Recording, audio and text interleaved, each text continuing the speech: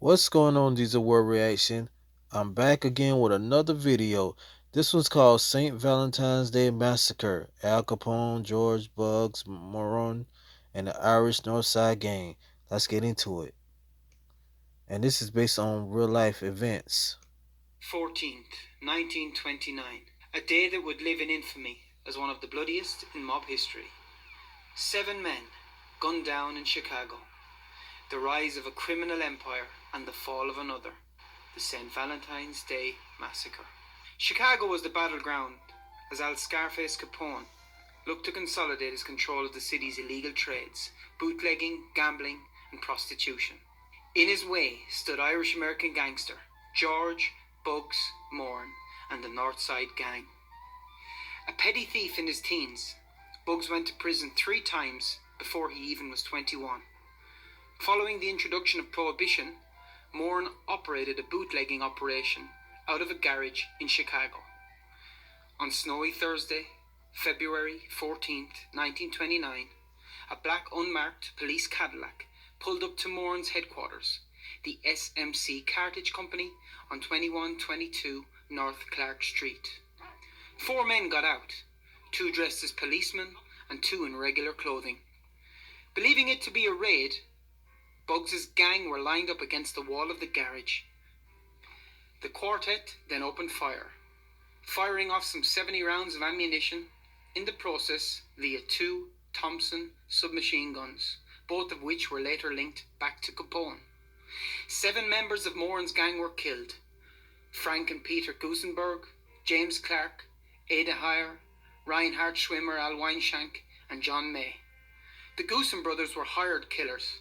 Weinshank was a club owner and Clark a hitman, while Heyer did the books and May was a mechanic. The group were aged between 35 and 42, considered middle-aged for gangsters. May survived the initial shooting thanks to a Saint medal which was struck by a bullet.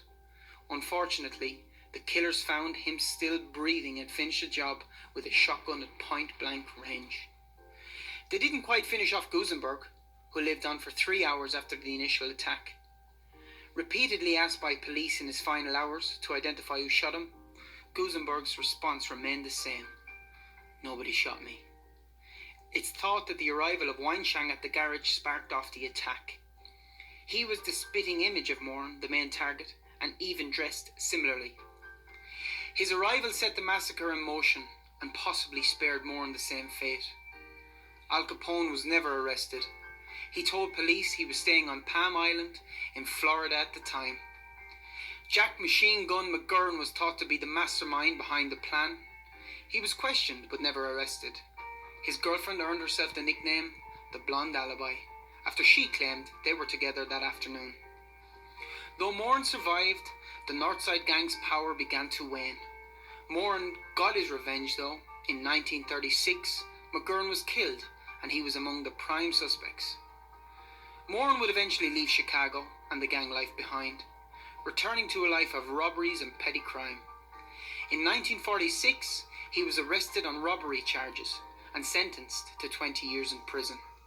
While behind bars, Moran got word that his old rival, Capone, had died of a cardiac arrest after suffering a stroke. Released in 1957, he was arrested again, almost immediately, on more robbery charges. Moran, the last survivor of the St. Valentine's Day Massacre, died of lung cancer in prison just a few months into a 10-year prison sentence. To this day, no charges have ever been brought against anyone involved in the St. Valentine's Day Massacre.